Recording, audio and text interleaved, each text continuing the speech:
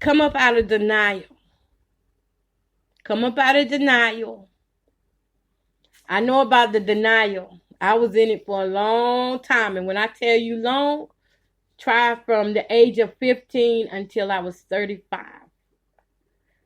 I was in it for a long time. I thought that I could change that man. I thought that I could pray hard enough and that he would change and he would love me. And I thought the times whenever he was acting like the family man, that was so good. And we're going to have more times like this. It felt so good. But those were false feelings based on the mental picture that I had in my head. The mental picture I had in my head was that he was a good man. I can't live without him. He's going to help me fix my house. He's going to help me financially. But that wasn't the facts. So come up out of denial by acknowledging the truth and the facts that, yeah, you're in a bad place. But you're not the only one that's ever been in a bad place. You hear me? I'm a testimony. You're not the only one that will ever go through this. Once you come up out of that denial and that bad place, and pray while you're doing it. Pray. Ask the Lord to give you direction. Create a safety plan of escape. Set up a safety text that you can text to someone that you trust. It doesn't have to be a family member. Maybe you got some friends on social media that does not know him. Listen, what I tell you. They do not know him. Well, he does not know them, but you've told them about what you've been going through. In some of these support groups online, you've told them what you've been going through. Find a person on there that you can trust and that you talk to on a regular and give them your safety text to let them know, hey, call the police, call 911. If you can't call 911 at that time, that safety text will be that identification for you and your signal saying, your SOS, saying that I need help now. You can have different kinds of codes. You can have a code that maybe say XOXO. That might mean he got a gun. How about a smiley face emoji? That might mean that he's about to do something. That you're riding in the car. You know, the car emojis. You know, you can come up with whatever works for you when it comes down to creating your safety plan and get that support person or persons, people that will support you. I actually would say have at least 3 to 6 people in your corner that you can contact and that you can send a text to, and they'll know what you're talking about. You know, when you get time to yourself, fill them in on what this means. This means XYZ. You know, fill them in on it. The next thing is, let me see. Know your exits. If you're in your home, you know your exits in your home. Okay? But the thing about it is he does too. So when it comes down to the exits in your home, you got to make sure that you can actually get out of those doors. So you need to actually find out how your door is fixed. If you have how your hinges hang on the door that will make them easily come off, just in case if you have to bust the door down or something to get out.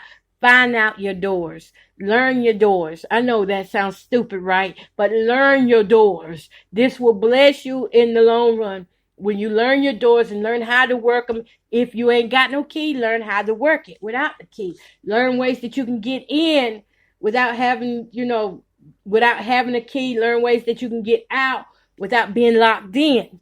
That's so important to know your exits. Even at the grocery stores, you pay attention to where those exit signs are. So if you got to get up out that grocery store, you know where the exit is and you can get out safely. Okay. Pay attention to their routines. This is another tip. Pay attention to their routines. What did they usually do when they come home? I'm going to give you an example of what my ex used to do when he would come home. He'd say he'd be working. He'd come home and I'm sitting here and he looks like he's going to start smiling And I'm thinking he didn't had a good day and maybe we're finna have a good time. But his routine was to come in and look like we were getting ready to have a nice evening. But then he would give a stare to me. And I knew when I would see that stare come that it was going to be hell behind it. I knew if he went to talking a lot that it was going to be some trouble behind that. It was just a matter of time. He may sit there for 2 hours, but eventually it came. So know the routine so that you can identify the cycle ahead of time. And with God's grace and peace, try to disengage, disarm whatever's fitting to go on. Try to restore the peace before it gets too far out of hand if you can. All right. But what you don't want to do is add fuel to the fire. You don't want to escalate things by running off at the mouth, by reminding him of who he isn't and what he ain't done for you and stuff. You don't want to escalate that. The next thing is, don't be afraid to call 911. Call 911. Even if they can't do anything with the situation and you feel threatened, you feel like your life is in danger, go ahead and call 911. And you can also take out a protective order if you're here in North Carolina. I don't know about the other states, but I know here in North Carolina, we do have the 50B protection order where you have to go in front of the judge and he will give that order to you. And it's not a regular restraining order. It allows the judge to order more specific forms of protection for a victim and also the victim's family members that are associated with whatever incident has went on. It has the power to enforce it by charging the abuser. Now, the thing about these 50Bs, ladies, if you're going to take out a protective order here in North Carolina, understand that if you're caught with that guy, that they're going to get you too. They're going to get you too. All right. What else do we have here? We have about 8 more minutes. Okay. All right. So, y'all, that is what I have for you on domestic violence for today. We're going to be talking about domestic violence all this month. So next Wednesday and the Wednesday after next, we're going to be talking about the financial abuse. We're going to go into narcissism abuse, which is a form of domestic violence that can leave you literally. It can leave you mentally ill and physically ill. It can destroy your brain. The manipulation that comes with this can leave lesions on your brain. It can cause severe brain damage. So I want to make sure that we cover that on next week. And then we're going to go into some of the we may do both next week, the narcissism and the financial abuse at the same time, since it really does fit. And ladies, again, let me tell you, it's not worth it staying in a domestic violence situation. And you already know that situation is dangerous for you. Don't underestimate these guys. These guys will hurt you. They will kill you. They will kill your children. They will kill your parents. They will kill your friends. They will kill your neighbors to get what they want. If they're in that heat of the moment, they will hurt you. And I just pray on tonight that you're able to get that way of escape and stay free. Once you are free, stay free. Don't go back thinking that he's changed in 2 weeks. Don't think that he's changed in 2 or 3 years. He's just going to go find the next victim. Don't let jealousy put you in bondage. And that's what happens. We get jealous. We don't want nobody else with him. Doggone it. I done this for him. I brought him that. I'm the one cook for him. I'm the one that, when he's down and out, I'm the one that lifts him up and all that stuff. Don't let it get to your head.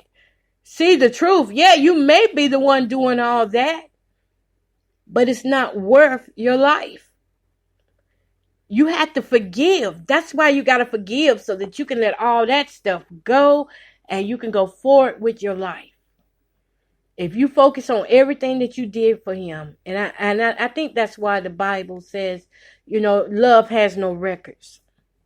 Love has no records, because when you hold on to records of things that you have done for this man, it's going to keep you in bondage.